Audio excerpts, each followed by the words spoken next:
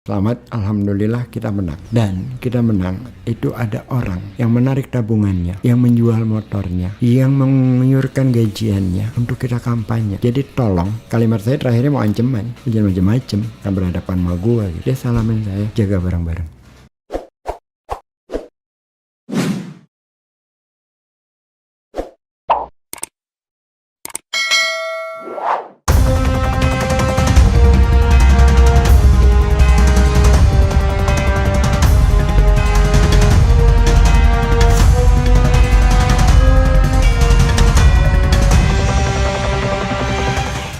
Pak Sapri itu udah nolak, total nolak. Terus saya dengan teman-teman di sana, saya katakan ini Pak Sapri, mohon maaf, kita datang bukan meminta Bapak jadi gubernur. Jadi apa kalau bukan gubernur? Bukan, Pak. Terlalu kecil, Pak. Bapak pernah jadi wakil menteri dan berhasil, Bapak pernah menjadi pangdam dan berhasil, Bapak menjadi pengusaha, Bapak berhasil. Apa yang kalian minta? Kami minta Bapak menyelamatkan bangsa ini, Pak. Baru dia sejauh itu. Kasih analisanya, baru dia mau muncul. Tapi waktu itu dia tidak sempat deklarasi kan? Deklarasi. Sebagai calon? Deklarasi sebagai calon. Oke. Karena kita yakin sekali Gerindra dan PKS, Demokrat akan mendukung Pak Sapri. Yang kemudian berubah. Rakornas Gerindra menyalonkan Sandi. Oke. Karena kader sendiri ya dianggap kan?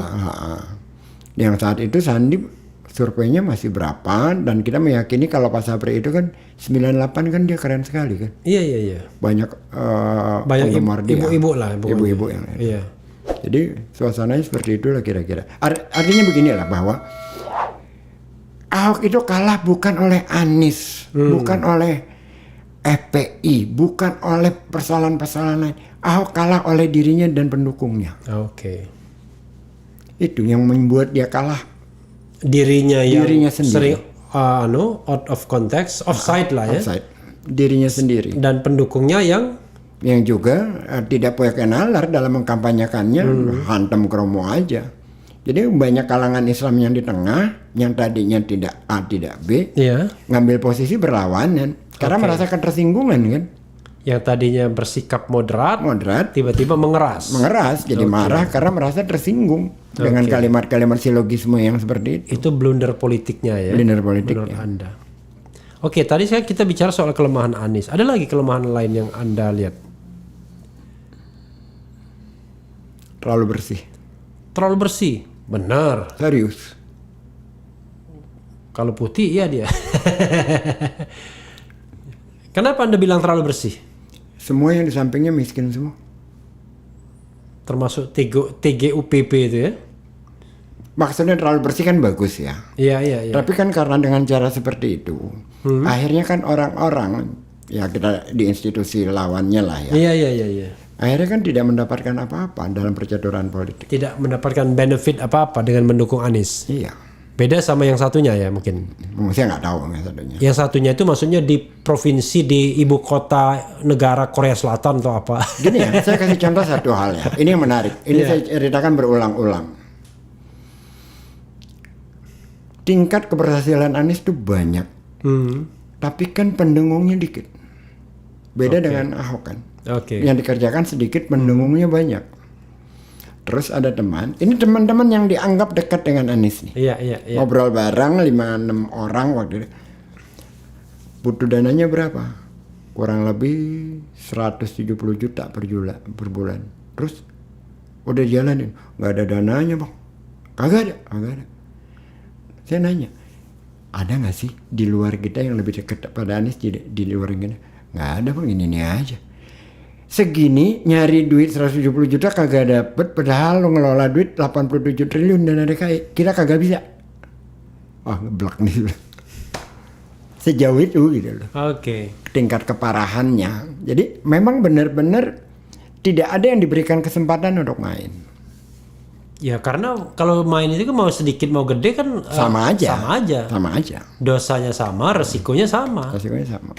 Gitu. Kalau main gede sekalian malah bisa kalau secara etik bernegara pemimpin benar dia. Tapi kalau dalam konteks politik Indonesia yang ini, yang yang relawannya masih cari makan, berat. Oke. Nah, jadi bukan tidak baik sebenarnya, sangat baik. Tapi dalam konteks situasi politik seperti ini menjadi kelemahannya dia. Makanya, kan yang Anda tanyakan kan kelemahannya dia kan? Iya, makanya pesan saya adalah kalau mau jadi relawan, 2 kemungkinan saja. Carilah relawan yang bisa memberikan kesejahteraan. Kedua, Anda sudah selesai dengan hidup Anda. Jadi ketika Anda jadi relawan, benar-benar rela. benar banget itu. Iya. Benar banget itu. Oke. Ada lagi kelemahannya menurut Anda? Ya kalau manusiawi banyak ya. Banyak. Tapi ada hal-hal yang sifatnya personal, nggak perlu saya sebut. Iya, misalnya in term of komunikasi ya. Communication itu gimana? Personal communication dan mass communication. Keren. Oke. Keren. Keren itu yang mana? Yang massnya atau yang personalnya? Dua-duanya. Saya itu gak susah marah kalau sama dia itu. Oke. Saya dengan yang Bang Ical yang saya sebut tadi bisa saya teriak-teriakan. Iya. Manis nggak bisa sih. Ya dia senyum lulu.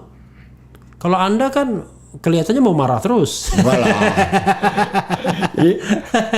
Kalau untuk hal kayak gitu dia apa ya?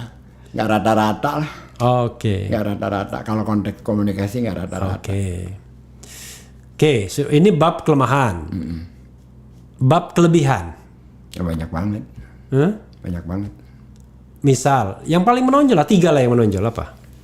Demokratis. Banget. Ukuran demokrasinya misalnya apa? Ini sangat personal alasan saya. Ya oke. Justru saya ingin pengalaman Anda kan? Anies terpilih tanggal 19 April. Iya. Saya bertemu sorenya. Sorenya. Oke. Tapi jangan makin mendekat. Saya ucapkan. Ngomong jadi saya ucapkan selamat, alhamdulillah kita menang. Oke. Selamat. Dan kita menang itu ada orang yang menarik tabungannya, yang menjual motornya, yang mengiurkan gajiannya untuk kita kampanye. Jadi tolong, kalimat saya terakhirnya mau ancaman. Jangan macam-macam. Akan berhadapan sama gua gitu. Dia salamin saya, jaga bareng-bareng. Jaga bareng-bareng, ya. Bukan jaga bareng-bareng. Jaga bareng-bareng, jagain dia maksudnya. Iya, jaga bareng-bareng. Selama ini temen gua kan yang jadi menteri banyak. Oke. Kagak ada yang mau deket gue kalau udah jadi menteri. Oke. Kan mulut kita jahil. Iya. Artinya bahwa dia siap untuk dikritisi, untuk dilawan gitu. Termasuk pada temannya sendiri. Oke. Itu menurut saya keren banget secara personal. Oke. Karena saya tahu persis bagaimana teman-teman kan kita kampanye nggak punya duit ya. Iya. Jadi bagaimana pada teman-teman tuh patungan segala macam itu ada yang jual motor, saya ngerti banget itu. Dan kita dikecewakan kan berkali-kali. Dukung orang, tahu kayak gini, dukung ini, tahu kayak gini. Tapi so far Anda nggak kecewa? Sejauh ini tidak. Bahkan agak terpuaskan ya. Oh, agak terpuaskan. Air di Pulau Seribu perak lebih dari 25.000. Saya mengelola sekolah rakyat, bukan saya mengelola, teman-teman yang mengelola. Saya hanya membantu. Miskin absolut. Saya katakan ini jalan kita ke surga nih. Kalau 30% aja anak-anak ini bisa kita tarik dari kemiskinan. Ada yang diperkosa oleh bapak tirinya. Ada yang kalau malam itu siang sekolah SMP loh. Malam jadi penjaga macam-macam. Ada banyak kasus. Saya ketemu Bu Nana, Kepala Dinas Pendidikan DKI. Dengan kebijakan yang baru, 50% anak-anak SRA itu bisa masuk sekolah negeri. Karena ada kebijakan zonasi dan faktor umur. Anak-anak miskin itu mana sanggup bersaing dengan anak-anak orang kaya masuk sekolah negeri bagus. Itu luar biasa dalam konteks keadilan. Dan itu dia lawan semua. Karena kelas menengah itu siapapun tidak ingin anaknya terkalahkan. Tapi dengan kebijakan itu dia kan memberi kesetaraan. Di Jakarta ini kan cuma ada 11 sekolah di masa lalu secara persepsi. Hanya sekolah favorit. SMA 1, SMA 2, SMA 3, SMA 4, SMA 5 di Sumber Batu, 6, 7, 8, 9, belum jadi gabungan 10, 11. Nah, yang lain itu nggak dianggap. Jadi kalau ada perempuan ketemu cowok, lu sekolah lu mana? SMA berapa? Oh, yang angkanya banyak ya. Atau sekolah Katolik. Oke. Tarakanita gitu. Tarakanita, Kanisius, yang gitu-gitu. Oke. Jadi tapi bukan dalam konteks mutu ya. Iya. Ini dalam Keren. Gitu. Iya. Di Jakarta itu seperti itu.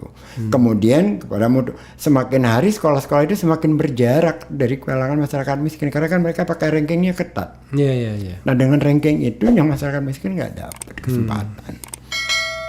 Tapi biayanya setiap sekolah semua sama, nggak ada yang beda. Nah dengan kebijakan ini tidak ada lagi sekarang. Nanti akan rasakan 5-10 tahun. Saya langsung, wah kok hormat ini. Sekarang kan tidak ada lagi kelas-kelas begitu kan? Nggak ada lagi. Kalau dulu kan ada mereka semacam badan hukum mandiri dulu kan, pendidikan itu. Sekarang nggak. Nanti akan semua sama semua dan ini akan dirasakan mungkin 5-10 tahun yang akan datang. Ya mestinya zonasasi ya, zonanisasi. Zonanisasi. Jadi kalau misalnya sini ya sekolahnya di depan sana. Dan dia melawan pendukungnya sendiri. Oke. Yang ngamuk itu kan pendukungnya sendiri banyak banget. Soalnya anak saya ada sekolah depan sini kan bagus kan, yang depan pom bensin Jalan Panjang. Tapi pilihnya Kebayoran Baru. Yang penting lokasinya Kebayoran Baru, nggak mau dia Jalan Panjang Kebonjeruk. Padahal bagi kita ya sama aja. Sama aja sekolah di mana kan sama aja. Oke lah ya. Oke, apalagi menurut Anda kelebihannya? Tadi kan personal ya. Apalagi? Dia berani ngambil keputusan dan dia bertanggungjawabkan. Misalnya yang paling krusial apa? Felix Xiao diundang, bukan dia yang ngambil keputusan, menanggung resiko apa yang dilakukan anak buahnya. Ya. Oke. Anak buahnya. Yang banyak sih ya, tapi yang saya ingat yang waktu itu Felix Xiao diundang. Ya. Di balai kota. Ya. Dia katakan sudah diundang, sudah jalanin. Ketika lagi rame-ramenya isu tentang HTI. Oke. Dan dia ambil tanggung jawab itu. Oke. Dia berani, tidak dia marahin. Ya karena kan Anies kan persepsinya juga kanan kan. Tetapi kan pada saat itu kan dia pengen persepsinya terhadap dia itu tidak seperti apa yang dikatakan. Yang ngomong Anies kanan itu nggak kenal Anies. Saya kenal. Enggak, maksudnya orang-orang yang ngomong di luar sana. Iya. Anies ditaruh di kanan, nggak kenal Anies gitu. Kalau orang yang kenal Anies secara jelas, nggak mungkin ya orang ada di kanan banget, nggak mungkin. Nggak mungkin kanan luar. Ya, nggak mungkin. Sama aja seperti Prabowo nggak mungkin di kanan. Iya, nggak mungkin gitu. Tiba-tiba jadi kanan selama Pilpres ya. Allahu Akbar ya. Nah, itu yang membuat kita menjadi sangat tidak menarik terhadap Pilpres itu kan. Satu lagi ya. Saya kemarin ketemu penduduk Kampung Bayam JIS itu Jakarta International Stadium itu. Saya datang ke Huntara itu. Nggak diurusin katanya sama Pemprov DKI. Siapa bilang? Buktinya mereka belum ada hunian penggantinya. Sebagian sudah, bahkan ada yang saya temuin ada 2. Yang sebagian sudah, yang sebagian belum karena masih bermasalah. Permintaannya terlalu banyak. Kenapa? Ya kadang-kadang ada juga orang yang mencari kesempatan di dalam kebaikan yang dilakukan Pemprov kan.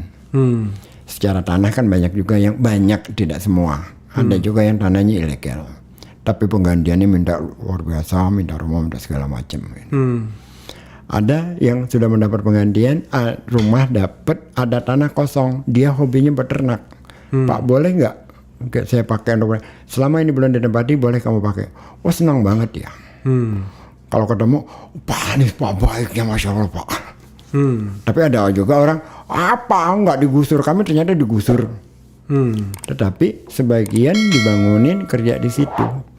Jadi belum seluruhnya diselesaikan belum. Sebagian sudah diselesaikan oleh Jakpro. Saya sudah wawancara Jakpro. Saya cek juga ke Kampung Bayam. Sudah sedang dibangun untuk perumahannya mereka yang sebagian, yang lainnya lagi tetap dipindahkan. Ada juga yang masih belum puas karena minta harganya terlalu berlebihan. Emang nggak gampang sih urusan nanti gitu. saya sampaikan. Soalnya kemarin kebetulan saya lagi main ke sana.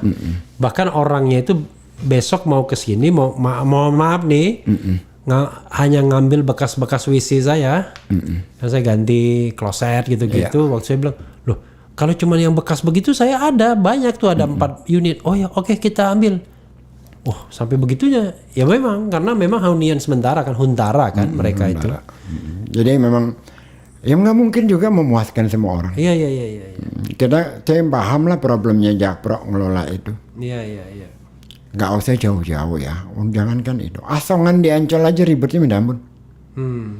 Kita mau kasih gerobak, kita rapiin agar Asongan itu menjadi destinasi wisata seperti di Phuket. Iya. Phuket kan Asongannya jadi destinasi. Iya. Susah loh diatur. Mereka cari keuntungan yang dekat. Oke. Kartunya dikasih ke orang, dia pinjemin ke orang segala macam. Kan nggak bisa kita atur jadi, karena orangnya ganti-ganti melulu. Kalau kita bertindak keras, lapor ke gubernur. Gubernur bilang, Jakarta untuk semua. Perhatikanlah orang-orang miskin itu. Ya lu yang di atas kagak tahu, kita yang di bawah pegal ngadepin kayak gini. Hal kayak gitulah. Oke. Saya harus berpikir soal harapan kan. Anda kalau misalnya boleh memilih ya kan, tanpa mempertimbangkan presidensial threshold dan lain sebagainya, Anda pasti firm dong memilih Anies ya. Kalau misalnya Anda mau memilih Anies, menurut Anda siapa pasangan yang paling cocok sama Anies? Saya nggak berani bicara itu. Enggak berani. Saya tidak mewakili siapapun. Terus ada jabatan komisaris Ancol yang kagak boleh terkait-kaitkan dengan itu. Ini kan karena soalnya personal aja pilihan, bukan kampanye ya. Iya. Saya nggak punya hak bicara itu. Oke, tapi kan saya tidak tanya Anda sebagai komisaris Ancol. Bukan. Tapi saya itu. tanya sebagai aktivis. Sebagai aktivis, tetapi kan apa yang saya katakan seolah-olah dikesankan itulah pilihan Anies. Oke, and that's okay. Enggak, saya bicara mengenai soal Anda sebagai aktivis dan saya kaitkan dengan demokrasi. Iya. Kalau saya kan jelas bahwa dalam berdemokrasi itu Anda harus buka keran partisipasi. Iya. Setelah masuk, maka yang namanya prinsip good governance, clean government itu harus dijalankan. Betul. Termasuk juga bagaimana kita menciptakan pemilu yang jujur dan adil. Betul. Kan, jurdil sebagai bagian dari good governance. Tapi kan ini masalahnya kerannya kan tertutup. Bahkan hampir dalam istilah saya pesta di antara istana saja. Anda nggak mengupayakan apa-apa untuk menjebol semua ini? Kan sudah terwakili oleh Profesor Dr. Refli Harun, lebih pintar dari gua urusan kayak kan, gitu. Kan itu kan cuma ngomong doang. Kan kita kan Anda butuh. sudah lakukan ke Mahkamah Konstitusi. Ya, tapi kan Anda Rocky Gerung dan segala macam. Kalau tidak kita gebuk dan kalau itu ya harus dari berbagai gerakan civil society harus dijalanin. Ya kan itu kan yang saya maksud. Kalau itu iya, tapi kalau dalam konteks hukumnya saya kalau tidak punya. ada gerakan civil society gimana kita menjebol? Kalau soal hukumnya saya nggak bicara bahwa saya mendukung Anies ya, tapi yang saya dukung adalah sebuah ide tentang demokrasi. Ya kan? Sama lah. Jadi fair election, ya kan? Free election. Jadi jangan sampai kemudian nanti pilpresnya etok-etok atau orang Jawa, pura-pura. Betul. Jadi diciptakan dua calon boneka di antara oligarki dan siapapun yang menang ya semua dapat bagian. Ya kan? Semua senang. Tapi dalam batas oligarki itu. Dalam batas oligarki. Nggak menarik banget ya. Nggak menarik banget. Padahal cita-cita kita pilpres langsung itu adalah kita bisa milih orang. Berdarah-darah 98 itu untuk. Saya membayangkan, waduh, debat pilpres 2024 tuh debat yang keren. Iya. Saya berharap Anies debat sama Ganjar, ya kan? Di situ ada juga Prabowo yang mau ikut lagi, silahkan aja hak dia kan. Benar. Kemudian Puan Maharani mau tes mental boleh juga, agar jangan merasa besar tapi tidak pernah teruji misalnya kan, berdebat boleh juga. Saya mau jayal tapi bukan. Boleh. Nggak jadi. Kemudian Megawati masih boleh nyalon. Nggak, karena kalau cuma masang baliho doang nggak perlu ngomong kan. Kenapa? Kalau cuma masang baliho doang kan nggak pernah ngomong kan. Perlu ngomong ke anggota DPR. Jadi Megawati mau nyalon juga boleh, karena dia masih punya hak untuk nyalon. Karena bahkan 1 periode jabatan pun belum pernah dia selesaikan. Paripurna kan tidak. Jadi dia masih dihitung 2 kali masa jabatan tuh. Ya, karena kemudian karena tafsir saya kan setelah berarti setelah 5 tahun kan. ya. Siapa lagi? SBY sama Jokowi nggak boleh lah, ya kan? Karena itu kan sudah komitmen kita. Nah, JK juga termasuk nggak boleh. JK boleh untuk presiden. Kan dia baru wapres 2 kali. Bukan satu paket. Enggak. Jadi kalau untuk wapres boleh, untuk presiden nggak boleh. Untuk wapres dia masih 2 kali lagi masih boleh. Bukan, dibalik Anda. Untuk wapres sudah nggak boleh, untuk presiden dia boleh. Iya, iya. Untuk wapres dia nggak boleh. Untuk presiden masih 2 kali lagi, mau 3 kali lagi. Oh, jadi tidak satu paket ya? Nggak satu paket. Oke. Jadi siapa tahu ternyata jago-jago tua itu turun juga. Iya. Melihat peluang ini kan? Peluangnya ada kan? Gitu.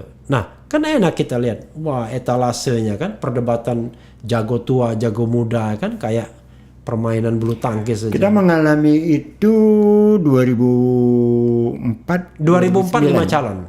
Ya. 2004 5 calon, 2009 3 calon. 2009 3 calon. Ya. Itu menarik sekali itu. Dan saya kira 2004 itu paling menarik karena tidak memunculkan bipolarisasi kan. Iya. Jadi setelah SBY JK menang, nggak ada cebong kampret dan lain sebagainya kan. Saya itu ikut-ikutan lah kira-kira 2004 itu dukung Amin Rais. Oke. 2009 ikut dukung JK. Oke. 3 calon waktu itu. 2014 nggak sama sekali tuh. 2019 apalagi enggak menarik ya? Nggak menarik. Iya. Kalau waktu itu asiknya bahkan yang menarik itu waktu dukung JK. Iya. Kita kan anti Golkar nih. Iya. Golkar. Kita tahu lah kelakuannya dulu kayak apa. Iya. Dan dia ketua Golkar. Dia ketua Golkar. Saya menonton dia di liputan di diskusi SCTV di hadapan ketua Kadin. Ngebumi betul. Iya. Saya dengerin. Terus saya cek ke teman-teman yang dekat sama dia. Diceritakanlah bagaimana perannya dia di Aceh, bagaimana perannya dia di konflik di Maluku, di mana-mana. Ya. Tidak seperti apa yang kita ketahui tentang JK. Ya, waktu itu di depan Kadin itu sempat ditanya oleh istri Pompida Hidayatullah. Ya, tentang sepatunya. Tuh Anda dari mana itu? Nih, JK. Ya. Mereknya kan JK kalau nggak salah. JK Collection. JK Collection ya, gitu. Itu yang membuat saya jadi nggak pernah saya bertemu JK sama sekali. Hanya lewat itu aja. Terus saya cari pemahaman tentang JK itu siapa. Ya sudah, masuk dalam rombongan. Oke. Karena tapi kita punya pilihan kan? Karena Anda termasuk pemilih yang cerdas. Pemilih yang cerdas itu maksudnya pemilih yang menentukan pilihan setelah mempertimbangkan kandidat. Kalau pemilih umumnya kan pokoknya berdasarkan fanatisme. pokoknya ya kan. Nah itu rusak ketika masuk 2014. Iya. Nggak menarik sama sekali. 2019 tambah tidak menarik. Tambah tidak menarik. Gitu ya, ibarat pertandingan. Bahkan ketika 2014 sebelumnya Anies ikut konvensi Demokrat. Ya. Saya ikut dukung. Oke. Anda sudah Anies waktu itu? Sudah. Oke. Saya ikut dukung. Tapi begitu dia masuk ke Jubir 2014, saya langsung katakan, mohon maaf, sampai sini aja nih dia. Oh gitu ya? Iya. Oke. Jadi enggak. Oke. Nggak ada, saya nggak mau terlibat sama sekali. Oke. Saya awalnya masih berharap ya kan, ada orang biasa yang tidak ada masa lalu yang kelam misalnya kan satunya kan dipersepsikan punya masa lalu yang kelam. Ya kan, pelanggaran HAM dan lain sebagainya. Tapi ya whatever itu, it is. Kalau saya sih sudah tidak percaya sejak awal begitu ditentukan 2. Udah nggak mungkin ini. Kenapa? Ketika ditentukan hanya 2, saya sudah nggak percaya sejak awal. Yes. Ini nggak mungkin bisa artinya oligarki bisnis itu makin pintar dia. Kalau kemarin 2014 itu 2 dan 2-nya barangkali kiri kanan ya kan. Kalau 2019 jangan-jangan pura-pura 2 sudah. 2024 nah yang kita khawatirkan cuma 1 tapi 2. Ya, 1 tapi 2. Ya. Wallahualam ya kan. Mengerikan. Tapi yang jelas kita kan punya komitmen untuk bagaimana mendorong demokratisasi, jangan sampai berada pada titik nol lagi. Kalau kita berada pada titik nol, regresif gitu, regresif bukan regret beda. Jadi kalau kita regresif, maka naiknya lagi, beratnya minta ampun. Setengah mati ya. Apalagi kalau misalnya aparatur bersenjata sudah balik lagi ke politik praktis, waduh tambah berat lagi. Betul. Nyuruh mereka, tolong dong Pak balik ke barak apa-apa, itu beratnya minta ampun sudah. Karena mereka mempersepsikan dirinya, saya ini part of the people, ya kan. Dan memunculkan tokoh seperti SBY yang concern terhadap demokrasi ketika dia masih menjadi kekuatan yang luar biasa. Kekuatan bukan sebagai presiden ya, masih sebagai tentara. Kan nggak gampang. Nggak gampang. Karena bagusnya SBY itu adalah jenderal yang tidak bangga dengan kejeneralannya. Karena jenderalnya kehormatan soalnya. Makanya kalau dalam tanda tangan yang tidak boleh hilang tuh Dr. Haji Susilo Bambang Yudhoyono. Jenderal Purnawiran boleh hilang. Boleh hilang. Padahal walaupun dalam surat nggak boleh ada gelar. That's another story ya. Tidak ada manusia yang sempurna, ibu-ibu dan bapak-bapak sekalian. Bro Ges Khalifah, ada satu pertanyaan kecil terakhir. Yep. Antum nih marganya apa? Khalifah. Oh, Khalifah itu marga? Marga. Nah, nama saya Ges, ayah saya Salim, jadi Ges Salim Al Khalifah. Oh, Al Khalifah. Al Khalifah. Tapi Al Khalifah ini termasuk zuriat juga enggak? Zuriat Nabi enggak? Saya nggak mau pakai gitu-gituan ya, tapi kalau mau pakai gitu-gituan saya bisa klaim 2. Kenapa? Keturunan Umar bin Khattab sekaligus keturunan Ali bin Abi Thalib. Oke. Tapi diyakini Ali bin Abi Thalib kan itu keturunan Nabi ya dianggap kan. Oh jadi Khalifah itu termasuk juga Habib. Sebagian di Yordan di mana-mana meyakini itu. Saya tidak meyakini. Tapi di Indonesia nggak dimasukkan. Di Rabita tidak dimasukkan, dan kita juga tidak pernah merujuk ke sana. Mencari-cari data itu nggak pernah. Oke. Toh nanti di surga dan neraka kan hitungannya adalah kuciptakan manusia bersuku-suku, manusia laki-laki dan perempuan bersuku-suku berbangsa-bangsa untuk diantaranya saling kenal mengenal. Dan yang paling mulia diantaranya yang paling takwa. Jadi urusan apa gue dengan keturunan? Walaupun mencari menantu, tetap aja kita lihat keturunan siapa dia. Ya, tapi kan dalam konteksnya kan perilaku ya, bukan terhadap itu. Last word, guys, silakan. Apa?